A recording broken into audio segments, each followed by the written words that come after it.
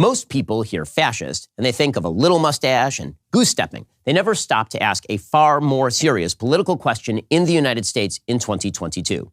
When fascism comes, what precisely will it look like? This Thursday, President Joe Biden is slated to give a talk on unity. By unity, of course, he means agree with me or I will label you the enemy and seek to destroy you. That is the pattern for Biden and his White House. It's also a broader pattern with Democratic leadership over the years. If you don't march along to their tune, you are the enemy. At best, you are benighted and foolish. At worst, you're Nazis. You're probably Nazis. In 2008, Barack Obama suggested that small-town Americans get better. They cling to guns or religion or antipathy toward people who aren't like them, or anti-immigrant sentiment or anti-trade sentiment as a way to explain their frustration.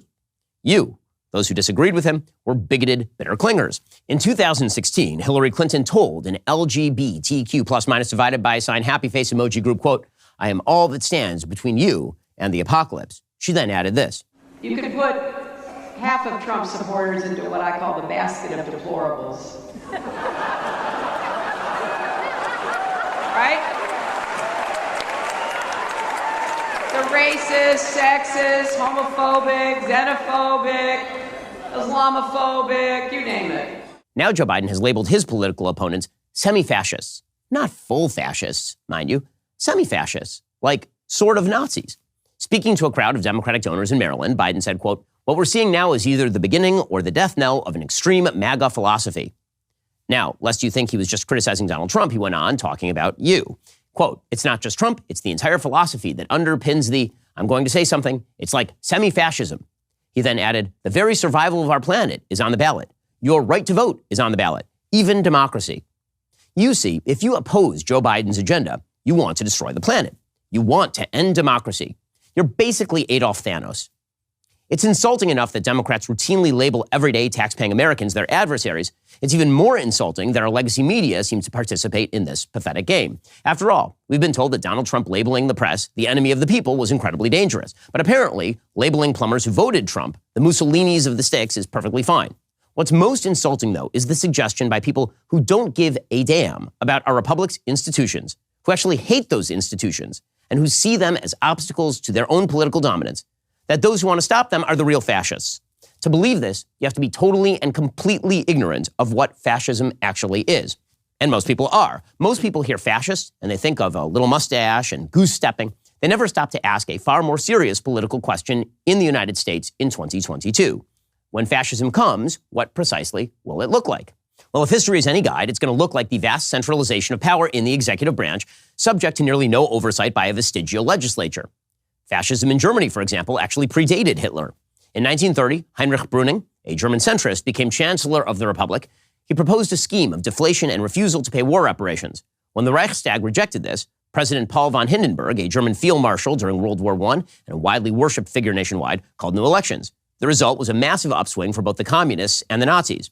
Brüning didn't have a majority. He decided to govern on the basis of the presidential emergency decree of Article 48 under the Weimar Constitution. That article said, quote, "If public security and order are seriously disturbed or endangered within the German Reich, the President of the Reich may take measures necessary for their restoration, intervening, if need be, with the assistance of the armed forces. For their purposes, he may suspend for a while, in whole or in part, the fundamental rights provided in other areas of the Weimar Constitution." Brüning's emergency rule turned into emergency rule under Franz von Papen, which then turned into emergency rule under Adolf Hitler. Hitler would solidify that emergency rule into full totalitarian government control. This is the pattern of fascism. Centralized power under emergency circumstances under the executive branch. Then it's just a matter of waiting for the right dictator. In Italy, for example, the king handed power to Benito Mussolini in 1922 under the Constitution. Mussolini then secured from the legislature dictatorial power for a year. That eventually became permanent dictatorship only in 1925. In fact, this has been the theme of dictatorship since ancient Rome. Democracies delegate more and more power to one man, who then wields those powers without regard to the legislature. Eventually, the pretense of legislative authority is simply wiped away. Sulla marched on Rome and became dictator decades before Caesar did.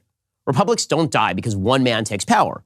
Republics die because of a long chain of executive abuses maximizing centralized power. Which brings us back to Joe Biden and semi-fascism. In 2014, without control of the House of Representatives, President Barack Obama simply declared he would do things without any delegated authority.